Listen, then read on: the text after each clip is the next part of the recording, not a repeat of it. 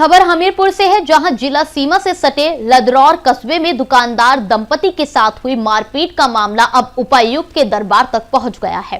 पीड़ित दंपति ने डीसी से मुलाकात कर पूरे घटनाक्रम की जानकारी दी और आरोपियों के खिलाफ निष्पक्ष जांच और कड़ी कार्रवाई की मांग की है। ज्ञापन के प्रति पुलिस अधीक्षक कार्यालय को भी भेजी गई है।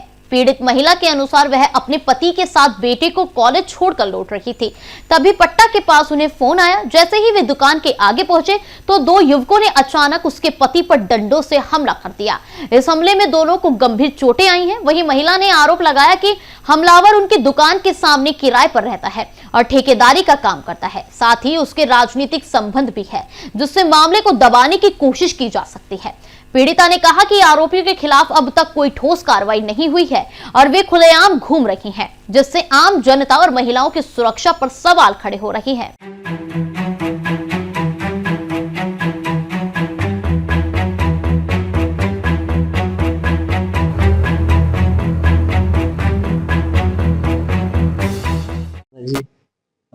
हमारे साथ जी 1 तारीख को रात को 8 बजे मारपीट हुई थी, जिसके संदर्भ में हम इनको मतलब ज्ञापन सौंपने आए थे, क्योंकि हमारे साथ ना तो पुलिस ने कोऑपरेट किया था, लदरौर चौकी ने कोऑपरेट किया था और ना ही अपना हॉस्पिटल के विभाग ने कोऑपरेट किया था।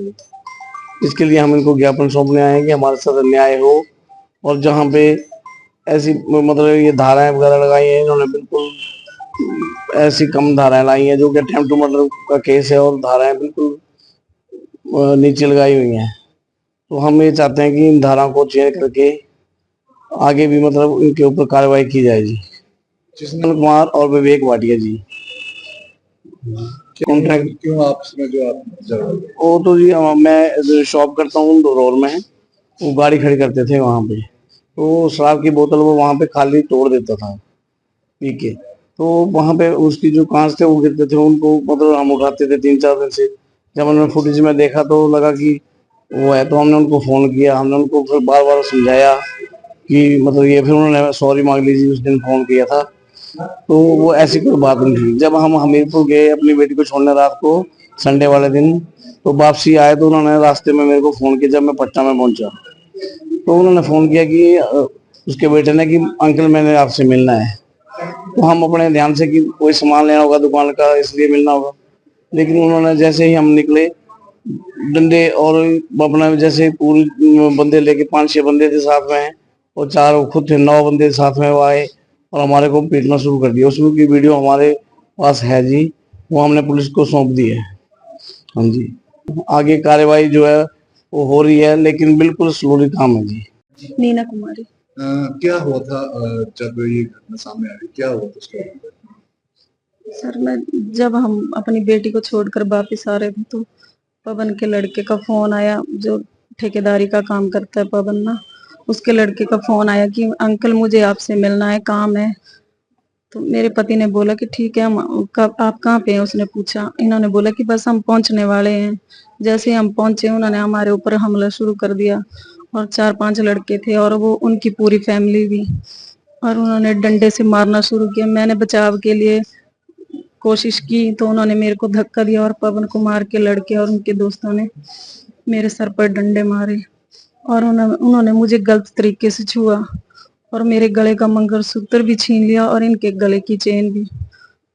जैसे मेरे सर पे चोट लगी, अंधेरा हो गया, और मैं अपनी पति को बचाने की कोशिश करने में की बजाय मैं दुकान के आगे, अपनी दुकान के आगे बैठ गई कि मैं किसी को फोन करके बुलाती हूँ कि हमारी मदद करे। तो मैंने अपने बेटे को फोन किया कि बेटा हमें देख लो, पवन के परिवार ने हमें मार डाला है। तो बेटा आया, जब हम खून से लथपथ, तो मेरा बेटा फोन चाहिए, और मैंने उसको बोला कि हमें चौकी में ले चलो, जबकि चौकी 60 मीटर दूर ही है। हम खून से लथपथ चौकी पहुंचे, चौकी वालों ने कोई सुनवाई नहीं की। उन्होंने जेब में हाथ डाल के बस बात की, कोई बात नहीं वन जी, और सुन रहे थे और कुछ नहीं किया उन्होंने। ना तो 0 FIR की, ना कुछ। उन्होंने हमें बस्सी भेज दी। मेरे पति बोलते रहे कि हम भराड़ी जाएंगे, क्योंकि हमारी दुकान जो है भराड़ी में आती है। उन्होंने हमें मिसगाइड किया और हमें बस्सी भेज दिया। ना कोई पुलिस वाला गया हमारे साथ, ना कुछ। और जहां हम बस्सी पहुंचे, हमारी दुकान के सामने है वो दुकान वाला उस वो हमें लेके गया अपनी गाड़ी में। बस्सी में भी पुलिस वाले आए, उन्होंने मेरा कोई बयान नहीं लिया। मेरे पति को पूछने लगे, जब मैंने बोला कि मैंने भी बयान देना है, तो उन्होंने कहा नहीं, एक का ही काफी है। और वहां से हमें हमीरपुर रेफर कर दिया। हमीरपुर में मुझे दूसरे दिन छुट्टी दे दी, इमरजेंसी में रखा हुआ था हमें। और जैसे ही हम शाम को घर आए और रात को मुझे फिर प्रॉब्लम हो गई। जबकि मैं ठीक नहीं हुई थी, उन्होंने मुझे ऐसे ही छुट्टी दे दी। अगले दिन फिर मेरे को हॉस्पिटल ले गए और इन्होंने एडमिट किया वहां पे मुझे। और 2 दिन के बाद वहां पे किसी ने मेरी सुनवाई नहीं की, ना तो मेरी कोई ड्रेसिंग की 3 दिन तक। मेरी बेटी है छोटी सी, वो बार बार बोलती रही कि डॉक्टर अंकल मेरी मम्मी की ड्रेसिंग करनी थी, ड्रेसिंग। किसी ने, कोई नर्स नहीं सुन रही थी। और 3 दिन के बाद फिर बेटी ने ड्रेसिंग कराई नीचे जाके। और 3 दिन के बाद फिर छुट्टी दे दी कि आप ठीक हैं। जबकि मैं बोलती रही नहीं कि मेरी एक साइड नहीं चल रही है, मेरे को पता नहीं चल रहा है, मैं बात नहीं कर पा रही हूँ। और मेरे को दर्द है, सर में भी, सारे शरीर में दर्द है।